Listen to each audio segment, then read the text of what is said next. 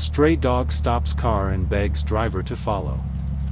He thought it was just a lost dog until it began crying and refused to move. But when he finally followed it, what he discovered deep in the woods made him freeze. Then he called 911 with shaking hands. No one could have believed what happened next. Before we start, make sure to hit like, share, and subscribe. And really, I'm curious, where are you watching from? Drop your country name in the comments. I love seeing how far our stories travel. It was supposed to be just another quiet drive. John Mitchell, a 32-year-old delivery supervisor, was heading home after picking up coffee from his favorite roadside diner.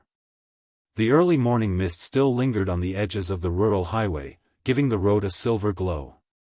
He rolled down the window slightly to enjoy the crisp air when something made him hit the brakes hard. Standing dead center in the middle of the road was a German Shepherd. No collar, no tags, just a trembling dog with wide, desperate eyes that locked onto his. At first, John thought the dog was hurt. But as he inched closer in the car, the dog didn't run away. Instead, it walked up to the driver's side door, placed its front paws on the edge of the window, and stared right at him with tears streaming down its face. John's heart jumped. Dogs don't cry like that, at least not for no reason. He looked around. There were no cars, no people, no sounds, just this dog begging without words.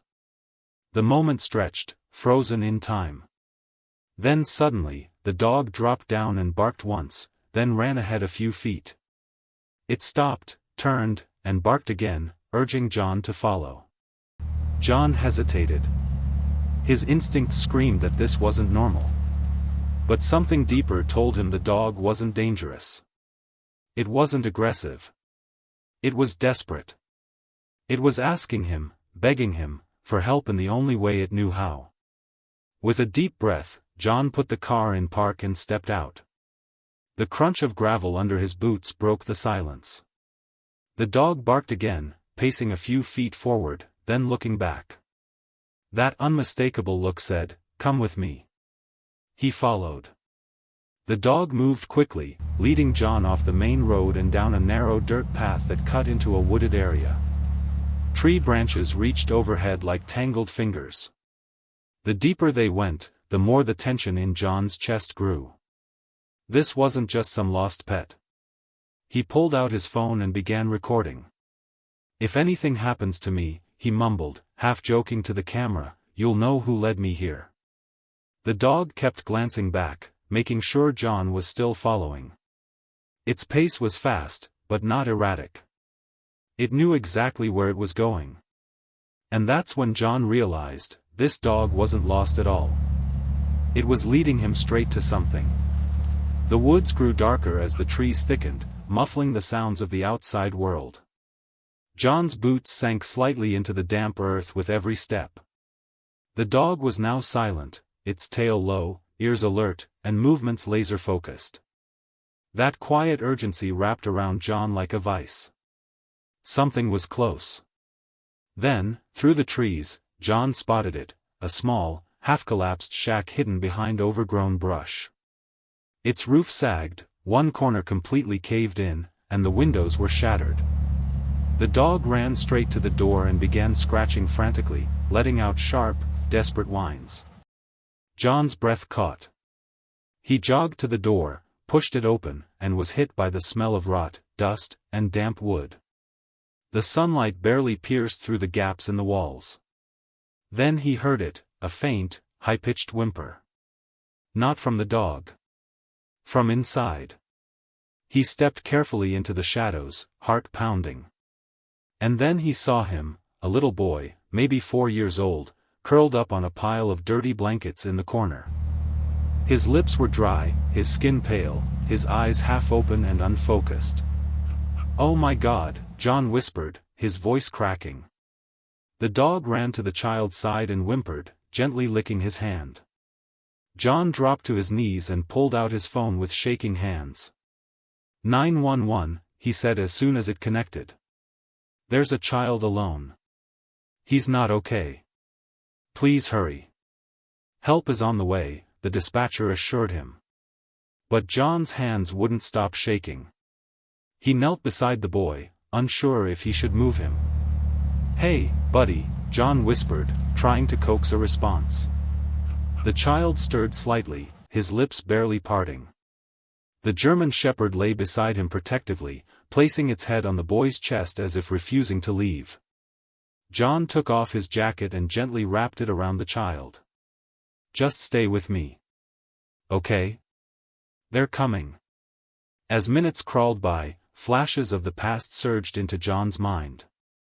Memories he hadn't touched in years, his little brother, gone too soon, lost in a similar forest accident when they were kids. No one had reached him in time. But this time, John thought, someone did. The boy let out a soft whimper. His fingers twitched, reaching instinctively for the dog's fur. The shepherd didn't move, only pressed closer, his body warm against the child's side. John's voice cracked as he continued talking, more to keep himself grounded. "You're doing good, little man. Just hang in there. You've got one heck of a guardian watching over you." Then sirens, faint at first, then growing louder. Flashing lights broke through the woods. Relief flooded John's chest like a tidal wave. He ran to the edge of the path, waving his arms wildly.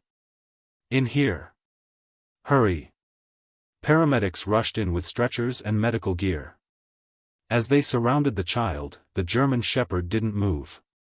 He watched every hand, every step, never blinking. The paramedics worked quickly, checking the child's vitals and administering fluids. One of them nodded. "He's dehydrated, but he's still with us."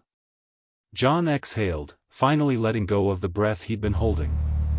Meanwhile, the police arrived and began surveying the scene. One officer examined the shack while another took statements. "Do you know this child?" he asked John. He shook his head. "No. The dog led me here." That's when things got strange. The officer's radio crackled. A missing persons report had just come in that morning. A 4-year-old boy, gone for nearly 48 hours. His parents claimed he wandered off while playing outside. But the condition of the shack, the items inside, told a different story. The child hadn't wandered. He'd been left. And the dog? The officer scanned him for a chip. This shepherd was reported missing from a local shelter 2 days ago, broke through a loose fence. The timing was uncanny. 2 days ago, the same day the boy disappeared. Somehow this dog had escaped the shelter, traveled miles, and found a child clinging to life. This wasn't a coincidence, one officer whispered. He didn't just stumble on the kid. He stayed, protected him, brought help. The moment hung heavy in the air. The paramedics loaded the boy into the ambulance. As they closed the doors, the shepherd whined softly, watching with sad, loyal eyes. One of the officers leaned down and gently scratched the dog's head. "You're not just a stray," he said. "You're a hero." The boy spent several days in the hospital, slowly regaining his strength. Doctors were amazed at how close he'd come to the edge and how lucky he was to survive. But everyone knew, it wasn't luck. The dog, now affectionately called Hero, never left his side. He lay curled up at the foot of the hospital bed, ears perked whenever a nurse entered. Whenever the boy stirred, Hero was the first to respond, tail wagging, eyes filled with silent concern. John visited every day.